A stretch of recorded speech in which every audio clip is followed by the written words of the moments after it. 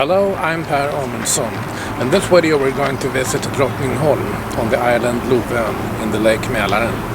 The Drottningholm Palace, behind me, was built in the late 17th century and early 18th century, at about the same time as the Royal Palace in Stockholm.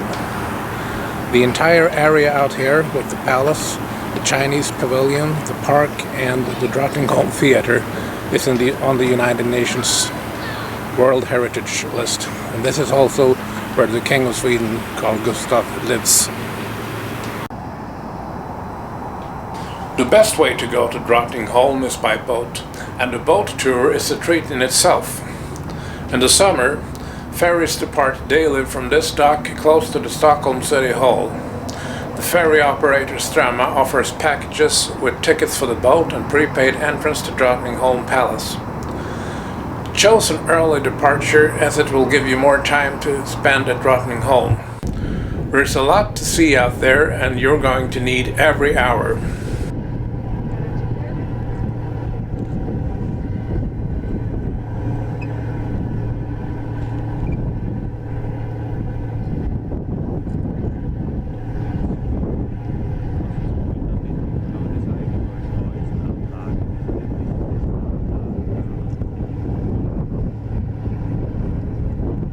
On your way to Drottningholm, you will pass by some of Stockholm's more exclusive suburbs, like the island Stora Essingen and Mälarhöjden, or the Mälaren Heights.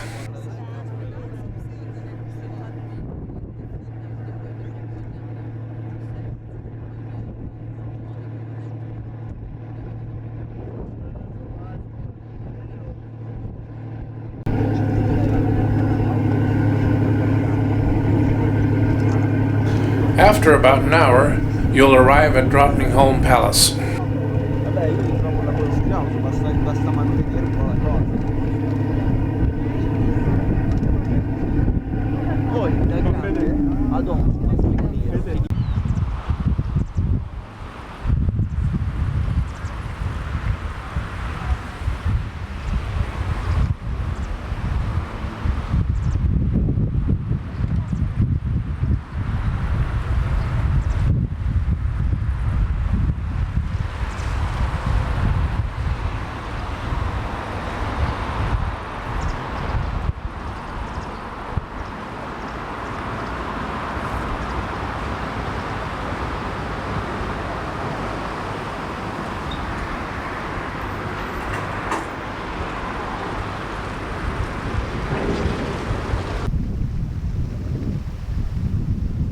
The Drottningholm Palace has been nicknamed the Versailles of the North, and there's a reason for this.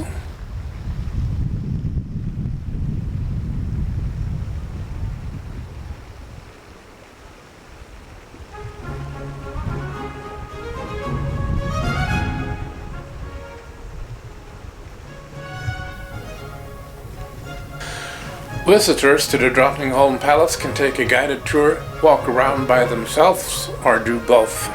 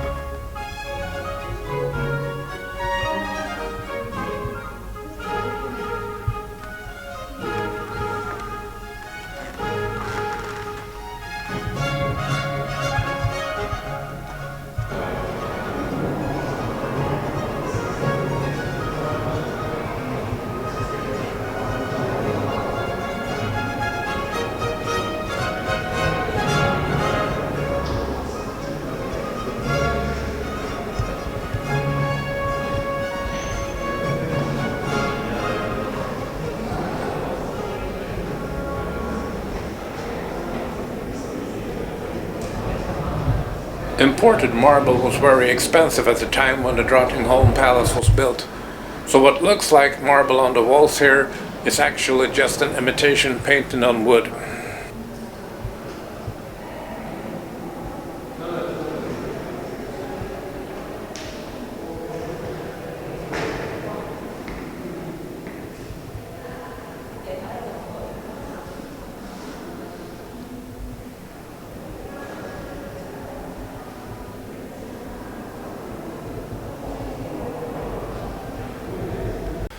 This is the royal family's library at Drottningholm.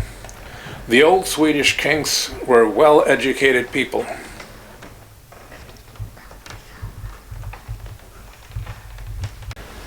This magnificent bedroom was used by Queen Lovisa Ulrika in the middle of the 18th century.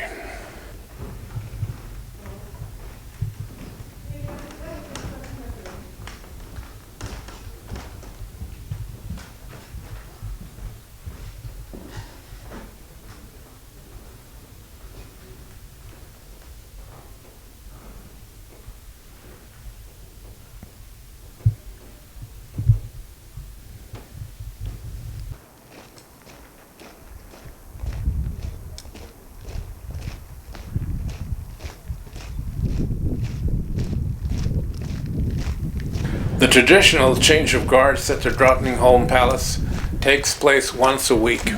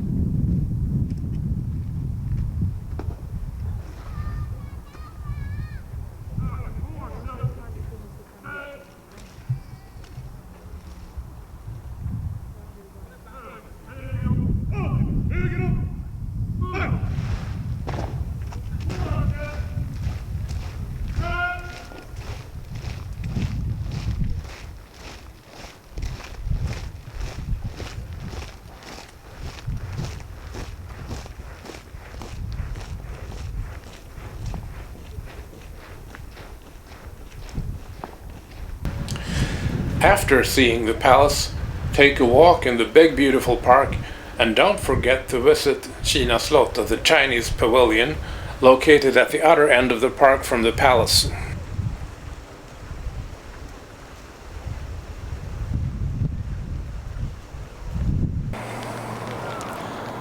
There was a widespread fascination for China and Chinese culture in Europe in the middle of the 18th century, and anything Chinese was in fashion. There was also a lot of trade going on with China. The East India companies brought large quantities of spices, tea, silk, porcelain, and even more exclusive works of art from China to Europe.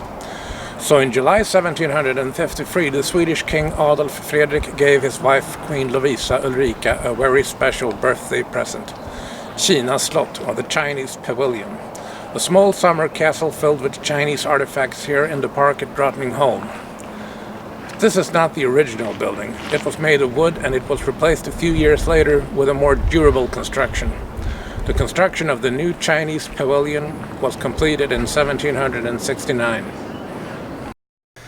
He took me to the side of the pleasure gardens, and I was surprised to find myself suddenly standing in front of a real fairy tale palace, as the king had commissioned a Chinese pavilion, the most beautiful building imaginable. Those were the words of Queen Lovisa Ulrika when her husband King Adolf Fredrik had shown her the original Chinese pavilion for the first time on that July evening in 1753.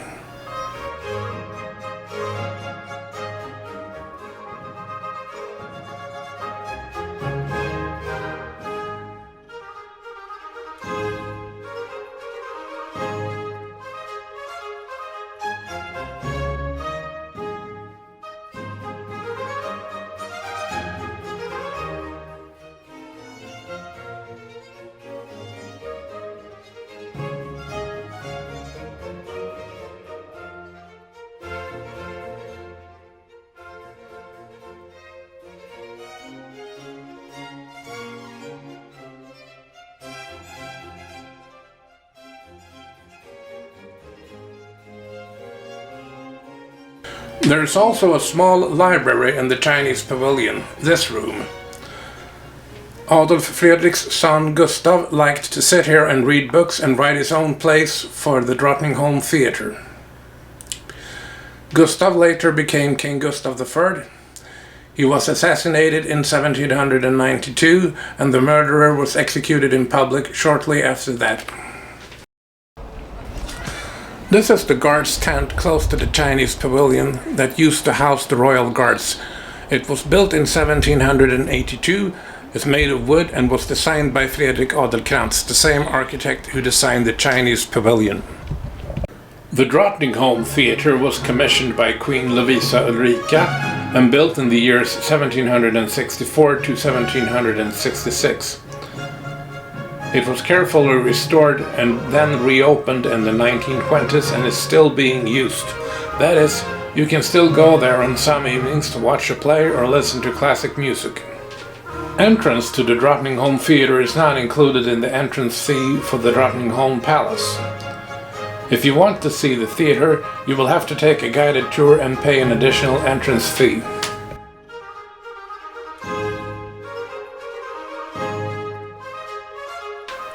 These are costumes that were once used at the Drottningholm Theatre.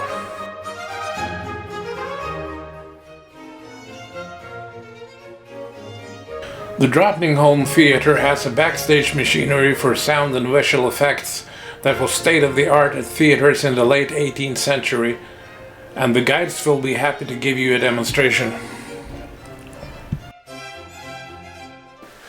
In this hall, the royal court could listen to music while having a meal. The musicians sat on the balcony close to the ceiling.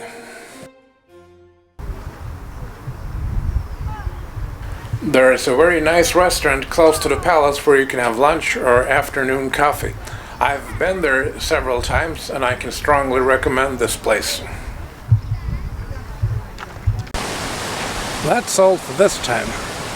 If you liked this video, please share it and subscribe to my YouTube channel to see more from Stockholm and Sweden. Thanks for watching.